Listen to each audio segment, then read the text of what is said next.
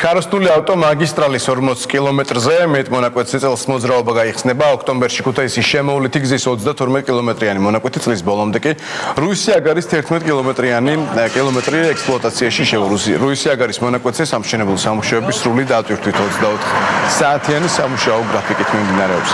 19 კილომეტრიანი მონაკვეთის ღირებულება 70 მილიონი ლარია და მისი მშენებლობა მომავალ წელს დასრულდება. აგარაზე მოსიაურის მონაკვეთზე კი მოსამზადებელი სამუშაოები კვლავ გრძელდება. 12 კილომეტრიანი მონაკვეთის ღირებულება 105 მილიონ ლარს შეადგენს.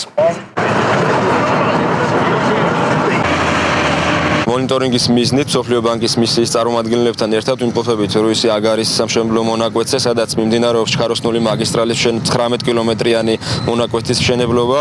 დაახლოებით ოქტომბრის თვეში ჩვენ 5 კილომეტრიან მონაკვეთზე გადავრთავთ მოძრაობას, ხოლო რაც შეეხება წლის ბოლომდე ჩვენ შევძლებთ, რომ მოძრაობა 11 კილომეტრიან მონაკვეთზე გაიხსნას.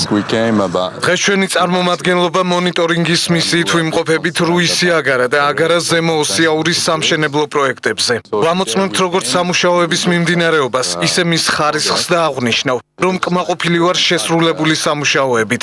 არის დიდი პროგრესი.